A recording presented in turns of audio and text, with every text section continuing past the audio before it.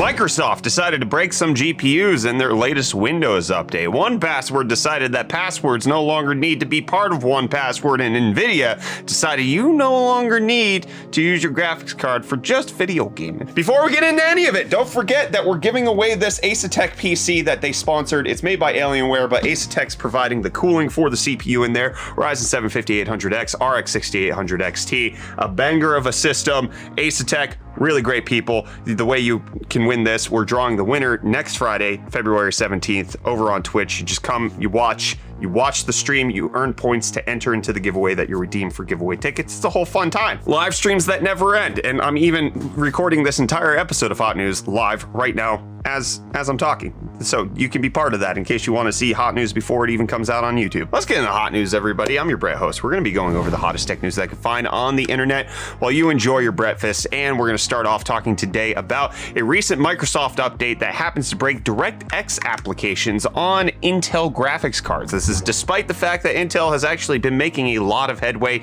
in their GPU driver division, and now Microsoft is stopping them short in their tracks with the latest KB update, which is leading to DirectX and Direct3D application stuttering and hiccups that are happening in intermittent scenarios. So it looks like Microsoft is breaking a few things. However, to note, if you are on the latest Intel driver, you should more than likely be fine. However, if you're on an Intel driver from December 2021 or previous, then things are going to be broken. So there's a wide gap. If you haven't updated something like your Intel integrated GPU driver in several years, you might want to do that now. Obviously, this probably likely won't affect as many people if they're on the Arc GPU, but in case you've been experiencing more stuttering lately, or you're using your integrated GPU in professional workloads, well then this could potentially be causing some hiccuping if it's using a DirectX or Direct3D application hook to make it so that your integrated GPU not performing as well. But ASUS coming out and performing really well in designing an ITX motherboard for the X670E chipset. This is the highest end motherboard that you can get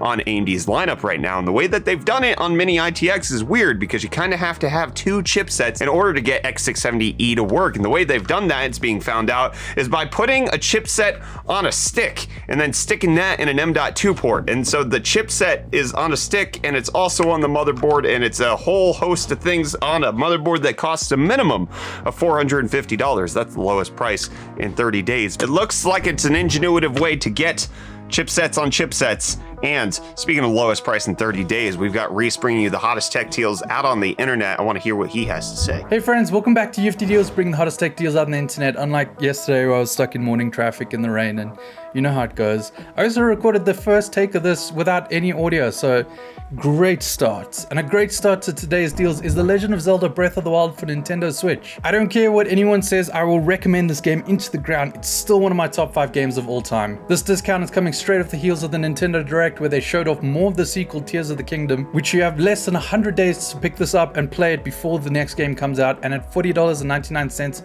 I think it's a great pickup. And then secondly, we have the Gigabyte Aorus 32GB kit of DDR5 running at 5200 MHz at CL40. We were just speaking about these super slick blacked out versions of RAM the other day in UFD Deals, and at $129.99, it is $119 or 47% off. And then lastly, we have the Lenovo IdeaPad 3i Gaming with its 15.6-inch 1080p display, an Intel Core i5-12500H RTX 3050 graphics card, 8 gigs of DDR4 RAM, and a 512GB M.2 SSD. You can pick this up for only $649.99, which is $350 off and the lowest price in 30 days. And that's it. Them's the deals. You know where to find the links. They'll be down in the video description. And with that, I'm gonna hand you off back to Brett for the rest of your hot news. Cheers. Thank you. Very cool, Reece. And while you have definitely made a dent in the wallets of people who watch hot news around here, it turns out that Google Stadia didn't make a dent in the market share when it came to cloud gaming, with reports coming out on just exactly what the market share was on cloud gaming providers. And it makes a lot of sense because Stadia recently shut down, but it's worse when you look at the numbers specifically. So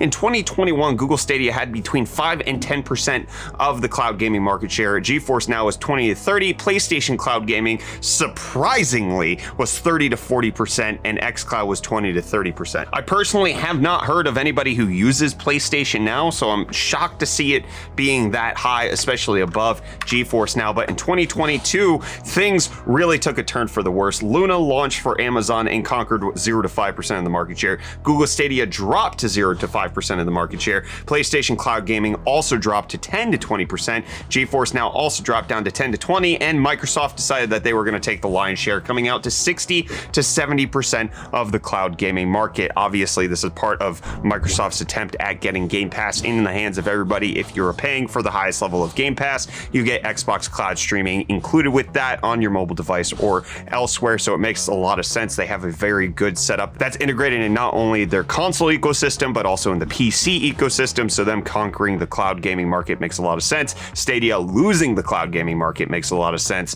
and I am just continuing to be shocked that PlayStation Cloud Gaming is as popular as GeForce Now. And what's super popular right now is using passwords to log into things, but many companies, including Apple, Microsoft, Google, are trying to move away from passwords over to passkeys, and one of the authentication companies who helps to store your passwords, 1Password's decided that they're moving on to passkeys as well, with them saying that sometime this summer they're going to move into passkey-based login into 1Password itself. They've already announced that they're going to be using passkeys for logging into different sites starting in spring of this year, but this is another step for them to say that they're going all in on passkeys, and likely might need to change their name at some point to potentially be called 1Passkey, and they're going to have that rolling out sometime this summer, which just is going to be a new wave of biometric and regular security features being baked in at the level to make it so that the typical user is not necessarily struggling to remember passwords or to use a password authentication. It's actually based on the passkeys,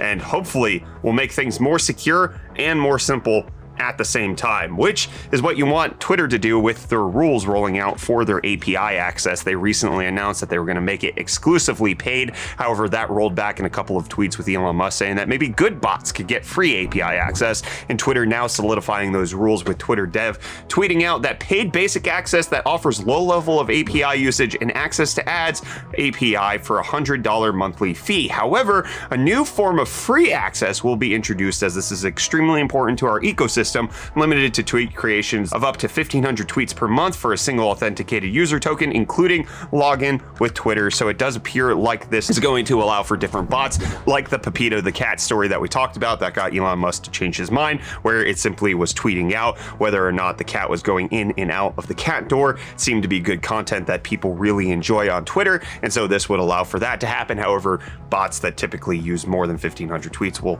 likely have to start at that $100 a month pay premium. And a pay premium is likely what you're going to have to do if you want to listen to Comcast, in the fact that they are rolling out and expanding to the largest and fastest multi-gig rollout of their Xfinity 10 gig network for 10 million homes and businesses, announcing that they are embarking upon this and getting ahead of schedule on more than 40 markets, delivering 10 gig networking in Atlanta, Boston, Chicago, Denver, Houston, Miami, Philadelphia, Salt Lake City, Seattle, San Francisco, Washington, D.C., and others, and that a full deployment will happen for 50 million homes by 2025. Utilizing DOCSIS 4 in order to deliver these 10 gig networkings. I know that here, when I was looking to sign up with my ISP, I had the choice between Xfinity and Verizon Fios. Fios offered gigabit up and down. Xfinity offered 2 gig down and 1 gig up. However, based on the things that I've heard about Comcast and their customer service, I declined to go with that and went with the slower speed. Let me know if Comcast rolled out 10 gig networking in your area.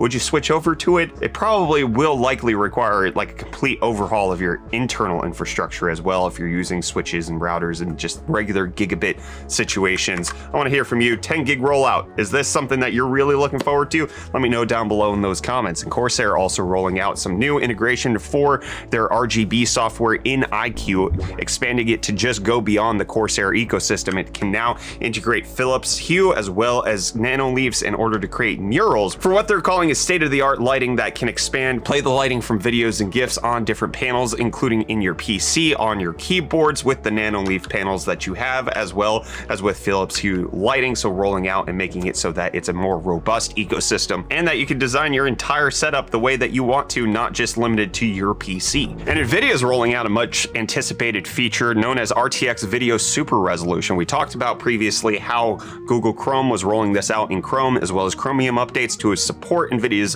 VSR feature, but now it's officially being announced as coming out in a driver update later this month. So this is going to be on a brand new branch of NVIDIA's graphics drivers, the R530 branch, and currently the drivers are on R520. This is necessary in order to support this feature, but NVIDIA continuing on to say that not only is this going to be supported in Chrome, but it's actually going to be baked in at the NVIDIA control panel level so that you're not enabling it in your web browser, but it's actually going to be a system-wide option that's toggled on or off in the NVIDIA control panel and will likely verify at the driver level whether or not you can use it. This is probably to help mitigate unsupported GPUs using VSR. We saw some workarounds when NVIDIA launched RTX Voice. They actually got GTX graphics cards to utilize this. NVIDIA is looking like they're taking a few more precautions to make sure that the RTX 30 and 40 series that are supposed to use this are the only GPUs using this, and the RTX 20 series should be getting an update later this year to allow them to use VSR. VSR is hotly anticipated because of it being